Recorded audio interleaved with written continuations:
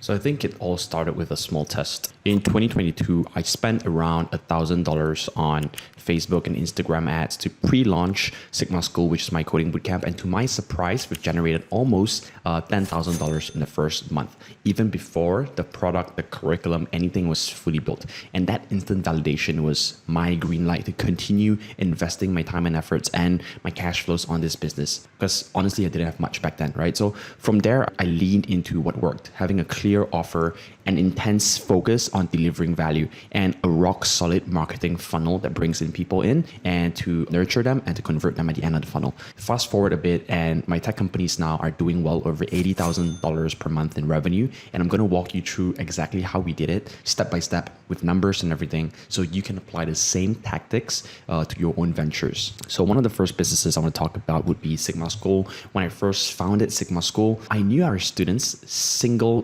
biggest goal, and that is to land a job in tech, right? And everything was just built around that outcome. We pitched a 3-month coding bootcamp with a money back guarantee if you don't get a job. And I mean it. That promise was scary at first, and that's the whole point. It has to scare you for it to be attractive enough to your end users. And my co-founder and I asked ourselves, can we really deliver this to the market? But making this guarantee really flipped the risk to us, and it made the offer really irresistible back then. So prospective students would think, if I don't get a job, I don't lose a single cent, right? This strong guarantee shattered doubts and was a huge factor in our early sales success. It's one reason our $1,000 Facebook and Instagram ad experiment paid off so damn quickly. Every ad lead saw that we were so confident in our program that the only losing scenario was on our side, on the company side. Alongside that core offer, we followed a simple first principles approach. I asked, who is our customer and what do they really need? Tech job seekers desperately wanted skills that get them hired. Their fear was wasting time and money, and that meant that our offer had to deliver outcomes and not just a learn for fun kind of course. We piled on value, added in real coding projects, working with career coaching, getting in hiring partners, getting mentorship with real actual software engineers, and also a money back guarantee. And so saying yes was kind of like a no-brainer to the right person. And this idea of solving a customer's exact pain instead of competing on price is the core of first principles thinking that I apply on all my businesses. You dig down to the fundamentals of what the person truly wants and then build your product and offer around that. And on the marketing side, we treated our funnel like a finely tuned machine. We started by warming up the traffic, giving away value upfront. For example, we offered a 7-day free coding mini course, and we produced a ton of free tutorials, career guides, and success story content. This meant that when someone clicked on our ad, they first got something useful, a lead magnet if you call it, and by the time we even mentioned our paid bootcamp, they already knew our name and they've gotten value. It's the classic funnel approach where you don't ask to get married on the first date. You give before you ask for anything in return. Once the prospects were warmed up, we carefully measured our ads. Early on, I spent around $300 on Facebook ads, and we got 2 paying students, which meant we've worked out to about $500 costs per acquisition. Since every student paid roughly $5,000 net after discount, that meant one student delivered around $3,000 of revenue at around $100 of cost, a no-brainer investment. In other words, every $100 that I put in gave me around $3 of sales. And that kind of ROI is like printing money, and it gave me the confidence to scale ad spend, and we gradually ramped from hundreds of dollars per week to thousands per day when we saw it was consistent and profitable. So whenever I saw those numbers, I would just step on the gas and reinvest the profits back into ads. As Sabri Subi, a very famous marketeer, famously said, if you can put $1 in and get $10 out, you can scale to the moon. And that's exactly what happened. How our monthly revenue shot up every time we scaled ad spend, because we knew the math. For example, we saw $100 in ads reliably produced one student worth around $3,000, $4,000, $5,000, right? So tracking those metrics closely is very critical. We kept tabs on our funnel's conversion rates, our CPA, and our AOV, which is the average order value. Early on, we ran our ads just enough to break even, and on the first sale, because I actually gave hefty discounts to recruit our first cohorts, but that was okay because our delivery costs were rock bottom. system. We ran each cohort in groups, which meant one instructor could teach, 20 students at once. And that low cost of delivery combined with the systems and processes and the product and the tools that we built, the assets that we built, meant that our operational margins can be pretty huge. So in practice, we were running around 70-80% profitability once the funnel was running and humming, right? We were basically printing cash. Even when our initial funnel just broke even, the high margins on group teaching and the fact that many students would later buy upsells or refer friends meant that we still made bank, right? Put simply, we structured it so that the front end sale funded itself, and then every extra penny from every referral, for example, was almost pure profit. So as we grew, we also kept first principles on our mind. We constantly asked ourselves, what does our student really need to believe at each step? For example, if someone is on the fence, what proof can we give them? Early on, we lean heavily on social proofing, things like student testimonials, getting featured on media coverage, press, getting real success stories. I personally told my own story of learning to code, self-taught, landed big freelance projects to build credibility in the early days. When our first cohorts graduated and got jobs, we shouted it from the rooftops like mad. One was a former gig worker turned full stack developer. Another one was a UK doctor who switched to software. Some featured on The Edge in Malaysia, were featured on Astro in Malaysia, featured on Vulcan Post. Basically multiple very famous press outlets. These served as very powerful proof. In fact, to meet demand, we even partnered with almost 50 hiring partners and employers across the region. So job placement became a formal part of our program. When you can show concrete numbers like 100 plus success stories so far, many landing jobs within weeks, that convinces the students and the customers that it actually works. So show proof and you don't have to explain too much. So all of this, the free content, the guarantee, the media mentions, the actual results and job outcomes, they went into our funnel to melt away a lot of hesitations. And once we saw that the funnel was working consistently, scaling became a technical exercise. We simply channeled more money into the highest converting campaigns. We iterated our landing pages and our ad creatives, and we watched the sales grow. So on the product development and the delivery side, I treated Sigma School like a product with obsessive improvement. We gathered feedback pretty much consistently and every day, and we invested in the product, in the curriculum, and in everything that made the learning experience better. If an in-house project idea didn't work, we swapped it. If a concept confused the students, we made it more hands-on, we simplified it. I hired industry mentors, even connecting students with engineers with Microsoft and Grab, and built a dedicated career services team. Every syllabus change was driven by real employer needs. We asked hiring partners what tech skills mattered and built that in. We also iterated delivery, small student cohorts, daily office hours, one-on-one coaching when needed. When I promised, a job or money back, I meant it. So I built the network and the support system to make those jobs happen. This relentless focus on actually helping students and land roles paid off. Refunds stayed extremely rare because our outcomes were real. And when a student did land a developer role, and for example, when a student successfully lands a role, they become our biggest advocate. Every such outcome became content or a case study to fuel word of mouth and trust. So while Sigma School was my flagship business, it wasn't built in isolation. In 2024, I also co-founded Jobier, which is an AI job matching platform to drive long-term engagement. And I kept my web agency NorthStack alive. So in fact, when NorthStack hit our first 7-figure in revenue, I pivoted it to AI consulting, assembling a remote team of contractors to build AI automation tools for businesses. NorthStack's shift to AI brought in modest but steady growth. We built simple AI solutions that brought in around $1,000 per month from each small client, so that now we have longer term subscription type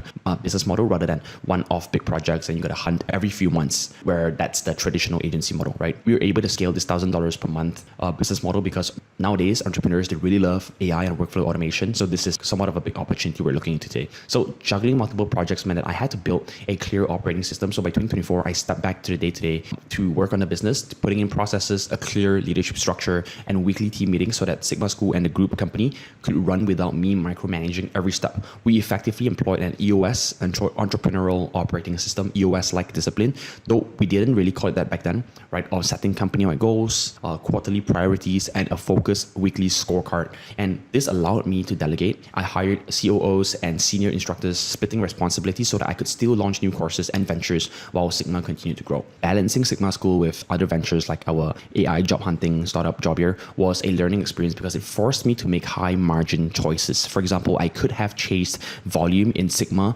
with cheap offers, but that would sacrifice quality. Instead, I kept cohort sizes moderate and priced at a premium, which kept our margins around 80%, and those high margins made it safe to reinvest back in growth. When our funnel numbers stabilized, I plowed a big chunk of profit back into new hires and into expanding our offering. We built an AI agents track, a data analytics course, even a digital marketing program.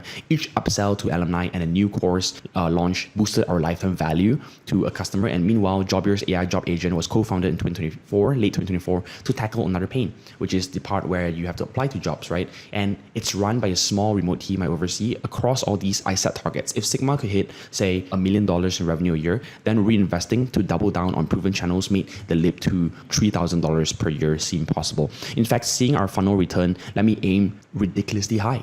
Today, my team and I are working to turn this into a $20 million company, and a goal that felt crazy until the numbers confirmed it. Because once you've seen the first, $10,000 from a funnel, $100,000 is just the next hill for you to conquer. So the thing I want to talk about is that every step was guided by an obsession with the product. I learned early on that execution beats ideas. We shipped fast, we gathered feedback, we never ever sacrificed on quality. I pushed my team to fix the smallest user frustrations the same way Steve Jobs would, focusing on product experience above all. We stayed scrappy and lean, like Jason Fried, my role model, advocates, avoiding big offices or bloated staff until we actually needed them. And behind it all, I read the thinkers that I admired, Naval Ravikant's idea of maximizing leverage through technology and people, and DHH's emphasis on building something that people actually want. What it boiled down to was this: keep improving the core product, and in my case, it was the core bootcamp, and listen closely to students and the market and iterate really quickly. So here are a few tactical takeaways now that are from how I grew Sigma School and how you could apply them. The first one would be to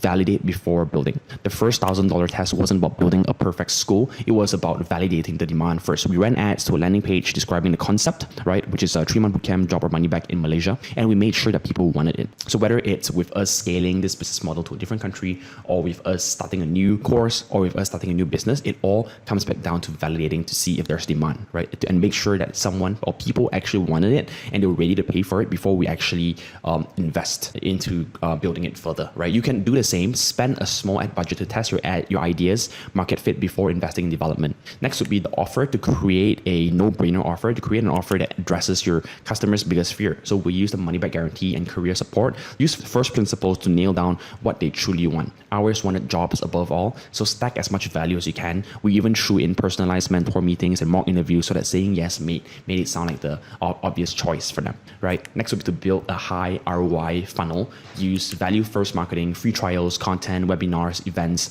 anything to warm up leads. Track your numbers relentlessly, your CPAs, your conversion rates, your LTV. We knew every $100 that we spent gave us around $3,000 or $4,000 per student. So scaling felt like money printing. Once the math is positive, reinvest the profits steadily. Next would be to develop real customer support. After the sale, you got to focus on delivery. We continuously improved our curriculum and our support systems because we knew our reputation and refunds depended on it. So delight your customers so that they become your advocates. In our case, graduates became our promoters, which fueled word of mouth and trust. Use resources to scale. As demand grew, I hired specialists, which is the instructors, career coaches, a marketeer, so I could move from coding and teaching into thinking about strategy and structure. By the end of 2024, we're running a team of 15 people running the company. This meant that I could delegate operations to managers and focus on bigger decisions like launching new courses or partnerships. Next would be to keep margins high. We never slashed prices just to grow. By running group cohorts online and avoiding physical overhead, our cost per student stayed low, preserving our profit margins, and that gave us a war chest to continue hiring and to market, and profitability is the engine that lets you reinvest. Next would be to iterate for growth. When growth plateaus, don't coast, reinvest into the product and marketing. In 2024, I doubled down on product. I polished up our platform. We expanded the curriculum to AI and data analytics, etc., and on marketing. Each time we improved the funnel of the course, we unlocked new levels of scale, which took us from coasting to aiming for truly massive goals. So above all, it will be a founder who's obsessed with the product. Every decision should circle back to whether it improves your core offering or not. If Steve Jobs taught us anything, it's that customers recognize and reward obsessiveness about the product experience. So don't chase vanity metrics or fluff. Focus on delivering real value and outcomes. So in less than 3 years, these are the steps that help helped me grow Sigma School from a few ads and a splash page to a fully fledged company making tens of thousands of dollars every month. We've had dozens of cohorts, hundreds of students, and countless success stories, and we did it without any crazy luck, just relentless focus on the killer offer, right? Having a really disciplined, metrics-driven marketing team and a phenomenal product delivery. So if you're starting out or if you're thinking about a career change, notice you don't need to wait to be ready.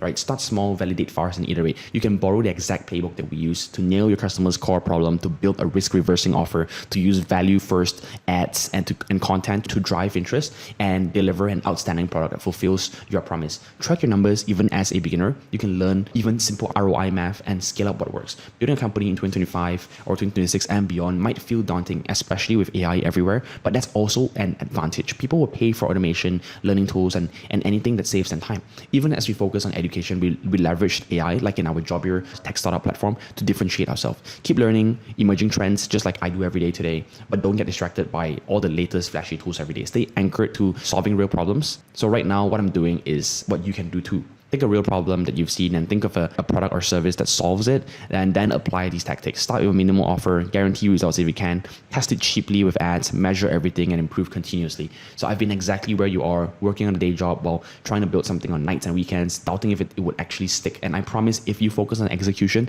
you will find out the same thing I did. Once you get those first few paying customers online, you will realize that this can actually work. Then $10,000 per month will follow, then $80,000 per month. And then from there, who knows, right? So go build something, keep it simple, keep it real, and keep me posted on your progress. If I can do it from scratch, you can too. And I will be rooting for your success. See you.